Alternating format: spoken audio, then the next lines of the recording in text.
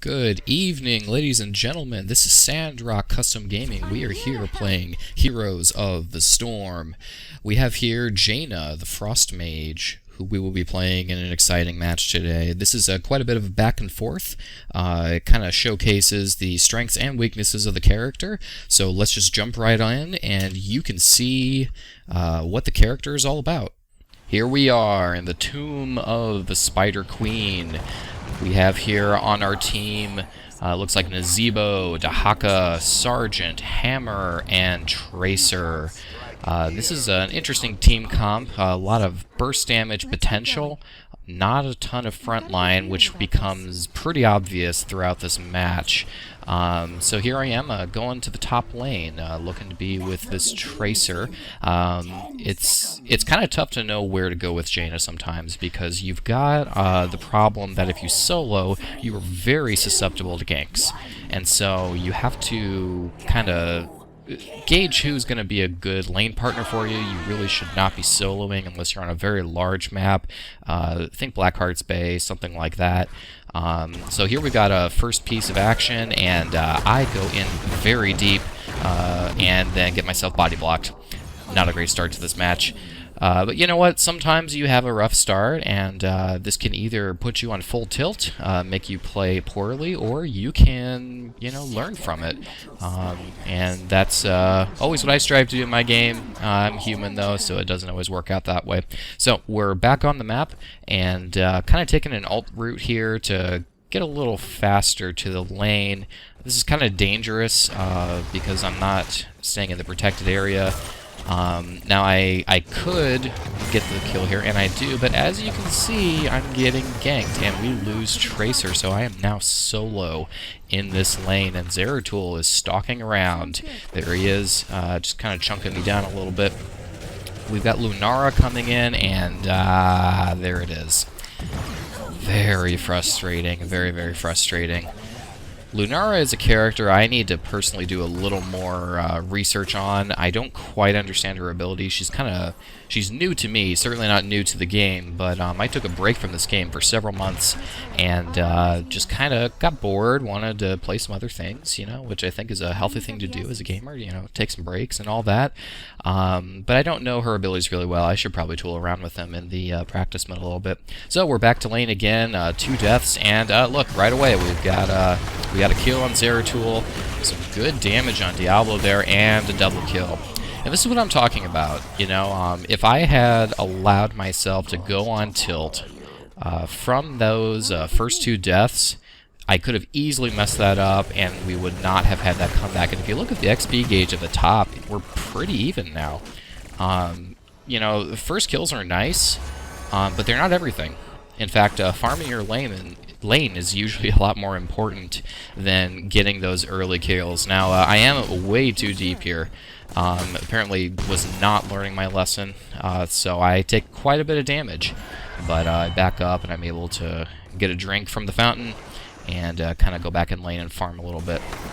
It's really important to soak your lanes. Cannot emphasize that enough. Zeratul is still lurking around. He's this is kind of what I'm talking about with Jaina being so susceptible. If someone gets in close and you don't use that crowd control, you're in trouble. Thankfully, Dahaka comes in, and nope, let it go. Terrible aim on my part, but again, I had taken a break. I think before this game, I had probably been playing maybe just a few days, maybe less than 10 matches, so I'm still pretty rusty at this point, and I don't think I had tried Jaina at all. This is kind of like my first comeback play as Jaina. It had been a long time since I had played her. A lot of things in this game changed, new characters, new balance patches, things of that nature. So, we're going back to the top lane here, still farming, picking up spider butts, as some will call them, and we don't quite have enough to complete the objective. So instead, we're pushing the lane a little more, we're getting some siege damage, and I'm starting to ramp up at this point.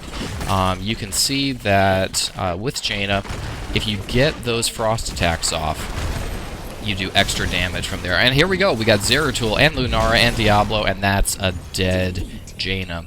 this was a very frustrating match for me because they have just tons of gap closers, and here I am telling my team that, you know, guys, this is not a good place for me. My team's doing a little bit of infighting here, which you never want to see on your team, just kind of a sign of bad things to come. But, you know, you gotta switch it up a little bit. If you're getting pounded into the ground like I am here, do something different. Rotate lanes, change up your playstyle, request help, do something. But don't just keep bashing your head into a brick wall. Adapt a little bit.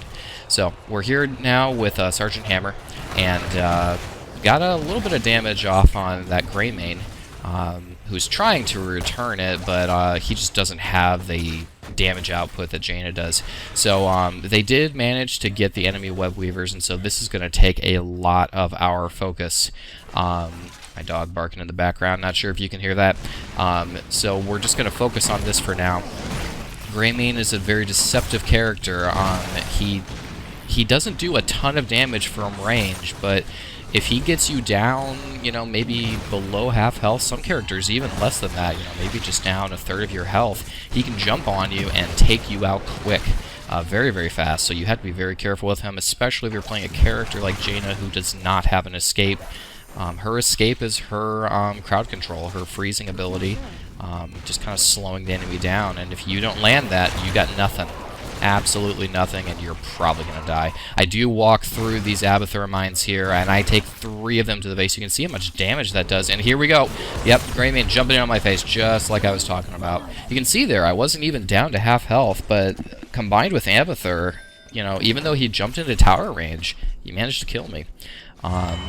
And here I am, you know, just kind of looking at what are my stats right now. I was feeling very frustrated at this point in the match, which is why I'm not using the audio of myself from this game. I was getting a little salty. It didn't feel like it was very good commentary, so I'm dubbing over it now. So we're kind of at that point in the game, right before 10. This is when things get dangerous. You usually see an escalation right after this. This is the calm before the storm. We got the bottom lane pushed all the way back up. Thankfully, Jaina is a very good lane clearer, able to clear those waves pretty efficiently. Now, I should be using my E to finish that wave off. That's just a guaranteed wave clear right there, especially with, there I am using it, especially with Arcane Intellect, which I believe is the level 4 talent. The thing with Arcane Intellect is that if they have that freeze on them, that passive that Jaina has, I forget the exact name of it, you get your mana returned to you. And believe me, that's exactly what you want as Jaina, because her abilities use a lot of mana. You know, if you're in an engagement and you've got less than half a mana bar, you may not get out of there alive. Mana makes a big difference for her. Cooldown's also a particularly useful thing to pay attention to with her. So we're going in on this team. Diablo going down because of that ultimate, that Frost Elemental. Zeratul trying to sneak around, trying to jump in. There he is, there he is. Okay, so Sergeant Hammer blows him back. I do a little bit of damage on him and manage to take him down. No, he gets away. Lunara chasing after me, trying to use that poison at first, and she manages to do it with the help of an enemy Abathur. That's a frustrating thing right there. But this team just jumps everywhere. You got a Greymane, you know, who can jump in on you with that werewolf form of his. You got Lunara, who jumps around like a freaking jackalope. Zeratul, of course, with his blink ability. It's just a frustrating team comp as a Jaina, especially when you don't have a strong front line to protect you. So you kind of have to be your own tank, so to speak. You have to watch your own angles, make sure you've got a good escape route, that you're saving some CC and either killing the enemy outright as soon as you launch those attacks, or backing off, because you really don't have a whole lot else to work with. So there I am. I'm starting to warm up to this character. I'm landing my abilities more. I'm starting to figure out what I need to be doing. if you're playing a character you're rusty as, I don't recommend doing what I'm doing here and just jumping in blind and be like, yeah, it'll be alright, because it wasn't.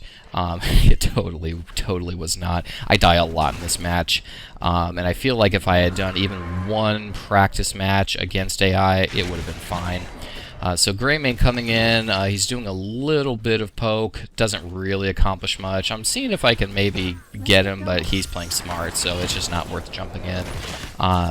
I'm starting to learn how not to fight against this team comp, get a little bit of poke in myself. You can see how much damage Jaina can do from a distance. Just that Q right there, which is actually her weakest spell, also her fastest recharging. It took about, I don't know, maybe an eighth of his health off. Okay, so am I gonna land? Oh, yeah, there it is. Between me and Tracer, able to jump in. So here I go into the Void Prison because my team is nearby, and it's not going to hurt me to go into it. I do get taken down, but we split their team pretty effectively, and so it ends up being a 2 for 2. Could definitely have gone worse, could have been a team wipe, and we are going to be able to turn in our gems and get the objective here. So our web weavers are descending, the waves are pretty well pushed in our favor, particularly mid, but this will help to get it up to the towers and possibly take out some forts. We've already taken middle fort at this point. They have managed to take out none of ours. That's a really good position to be in. So here come the web weavers. They do start at the base and work their way up to wherever the minion wave is. It's not like the bosses on what used to be the graveyard map, which is out of the rotation at the moment, or there's also the Raven Lord's level. The name escapes me, but it's not like those where they just start walking. They don't even appear on the map until they get to where your minion wave is. It looks like the Zeratul. Oh, nope, he does not get away. Getting chased by a Jaina is a scary place to be, especially if you have your blink on cooldown like that Zeratul did. So we've got 4 of us pushing top. Sergeant Hammer is split pushing bottom. That's exactly what she should be doing. That's exactly her role, her job. We're clearing these waves out very fast, and we might be able to get some bonus XP from these towers and maybe knock down their gate as well, especially with this web weaver. So we managed to take out 1, we managed to take out 2, and we managed to take out this gate. Now, the question is, do we continue this engagement? It's kind of iffy, but Dahaka says, we're going in, we are doing this. And so we drop the ultimate, we drop down that Frost Elemental. It is absolute chaos right now. Diablo comes in and he slams us, but his team is nowhere. He's not going to be able to accomplish anything like that. I dropped the Blizzard on myself, and there goes what appears to be an Abathur ultimate. I still have a really hard time with that Diablo skin figuring out if it's an Abathur copy or the actual player Diablo. It's really hard to tell, because usually what happens with the Abathur ultimate where you create a copy of your teammates is that it kind of creates this blackish tint, so that it's clear that it's not the player. But with that Diablo skin, it actually looks like it's supposed to be that way. So I'm turning in my 1 lone solitary gem. When you're playing a squishy character like this, you really should not be picking up all the gems. Let your tankier teammates do that, because you're already a target. If you are playing a character like Jaina who has no escape and just needs to miss in order to be out of luck, you do not want to make yourself even more of a target by holding on to the objectives. That's just not a good idea. I can't tell you how many times we've lost an objective because our squishiest character held on, taking out that Lunara, held on to all the gems or tried to go for the coins on Blackheart's Bay, and they just get nuked by the enemy team because they're just slightly out of position. When you're playing a character like this, you just kind of have to count on the fact that you're probably going to have one stupid death of the game at least. Just count on it. It's going to happen.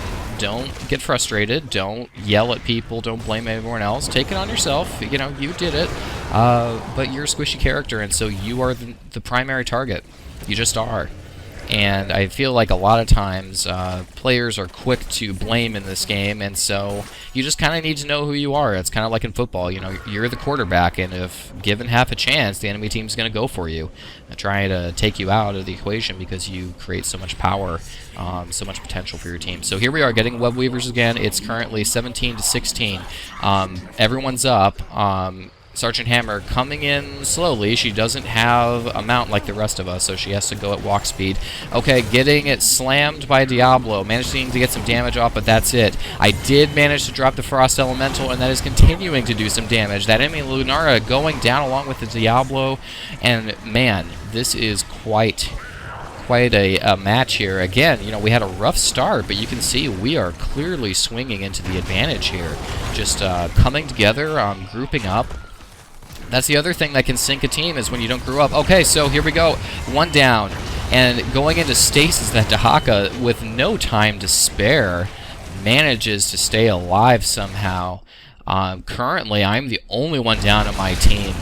And that's the thing. Sometimes the enemy will go in on the squishiest character, and they will go all in and way overextend themselves, and then something like this will happen, where they did not think 2 or 3 steps ahead. They were just thinking of the moment, and they don't know what to do. They have no follow-up once they've taken out that squishy character. Now, this Tracer should not have gone back in there. She should have just dashed away, just run, healed up, and come back to the fight. At this point, it's probably not going to make much of a difference because we're already doing core damage with Web Weavers. But all the same, you know, just something to learn from watching this match. Okay, so here we go. We're surrounding this Lunara. She manages to jump away, but she still decides to re-engage. Not smart when you've got Nazebo and Sergeant Hammer and Jaina and Dahaka there. That's just a lot of burst and a lot of crowd control. So we do have to retreat at this point. We're low on health, we're low on team members, and we were in enemy territory. Enemy towers, they do a lot of damage. So you do not want to stay under them unless you absolutely have to or unless you have the advantage. So here I am calling for assistance at this bruiser camp. All of our waves are pushed, all the lanes are pushed, and so we might as well grab some mercenaries while we can. Get that extra advantage. Dahaka does not do well in the jungle. In the bruiser camps, you're seeing he's taking a lot of damage. Someone pinging that they might be going for boss. It's worth checking. It'd be kind of foolish of them because they didn't have everybody, but sometimes people get desperate, and sometimes that can swing the game in your favor. We do see them appearing on the map, so they are not at that boss. No one on their team can solo the boss on their own. I think Tracer's wanting to make something happen here, but I do not recommend that when everyone is up because they'll figure it out. Okay, so we're going in. Another engagement. We got a Diablo here, and he takes damage, and he's dead. Okay, Zeratul taking a lot of damage. Tracer taking him out. Lunara jumping in and getting taken out by the Frost Elemental. We do manage to lose Tracer, sadly, but it doesn't matter because we've got 4 and they have 2. So this is going to be probably the final push of the game right here. So this was an interesting game because I did not expect it to turn out well at all. I've had games like this where it's just, you know, bad news after bad news after bad news, but thankfully in this case our team stayed together even though they bickered a little bit at the beginning, and they managed to come together, and that is the GG. Well played right there.